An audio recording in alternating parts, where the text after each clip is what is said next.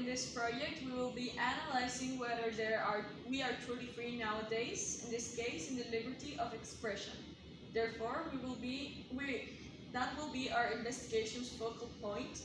We will be taking this approach by studying and analyzing social media, its causes and consequences. The concept of liberty is a hard one to define. Being free basically means to be able to choose what to do, whether for good or for bad.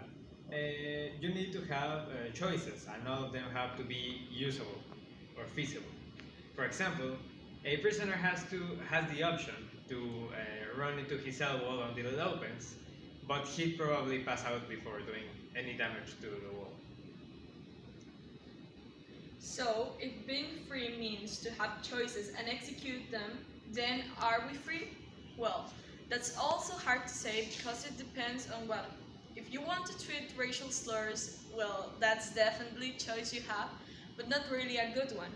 First of all, you won't get far with it since there are algorithms that prevent your words from reaching a big amount of people. And second of all the consequences of doing that will probably stop you from doing it. So it's that freedom. Our position is that we aren't freer than before. This is due to the fact that our communication is almost entirely dependent on social media and private businesses, which hold the right to promote and or deny any thoughts they don't align with. Although in the past it was harder for our thoughts to be read by hundreds of persons, and now each thought is owned by someone, and what happens to that thought is the decision of an entire group of people and an algorithm.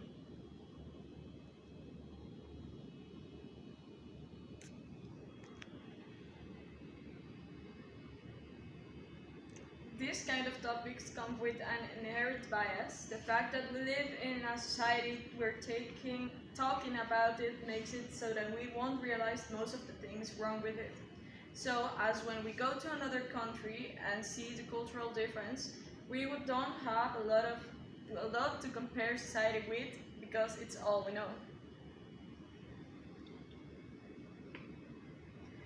Society demands to limit himself to his function. There are indeed there are many precautions to imprison a man in what he is, as if we lived in perpetual fear that he might escape from it, that he might break away and suddenly elude his condition. Sartre, being a nothingness. Here, Sartre tells us that society imprisons a man. By this he means that society puts boundaries on us to make us all work together to be part of the collective.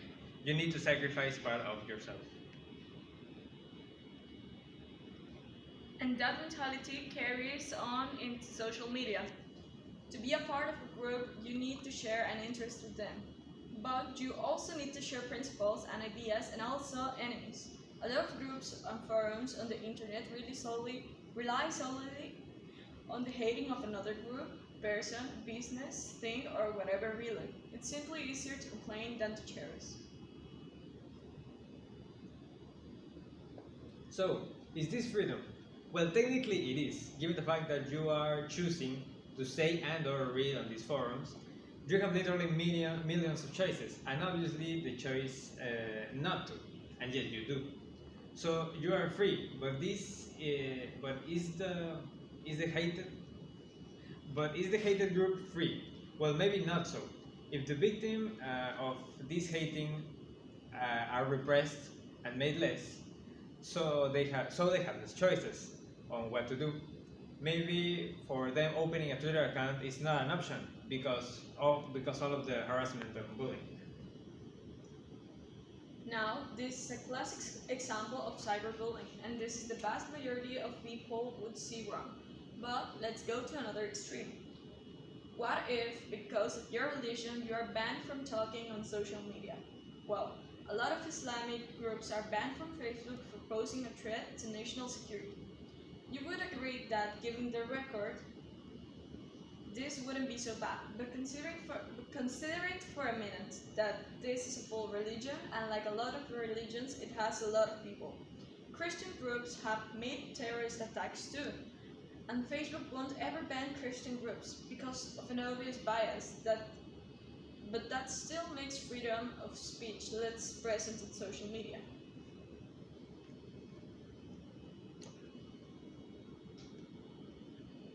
The safest way to corrupt a young man is to instruct him to have higher esteem for the ones who think like those who think differently. For those who think differently. Wilhelm Nietzsche.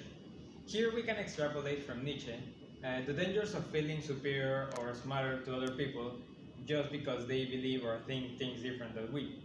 This is a very well-known effect in social media and something that has spread through it since its inception. A great example of this is anti-vaxxers. They have the freedom to say whatever they say, then saying that vaccines cause autism and not directly hurting anyone, not like sending death threats to a 12-year-old because he beat you at Call of Duty, but you can mail the totality valid argument that it's harmful to spread less ideas like that because people who don't know might seem right.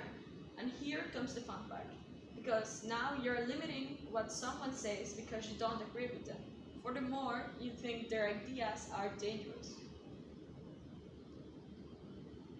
This kind of argument is what keeps alive the anti-vaxxers, the flat earthers, and all the science deniers in general. The fact that someone is limiting their freedom of speech, and here comes to people who help the freedom of speech online, like Elon Musk, for example. He bought Twitter to promote freedom of speech, but as expected, he banned all the people who think differently than him.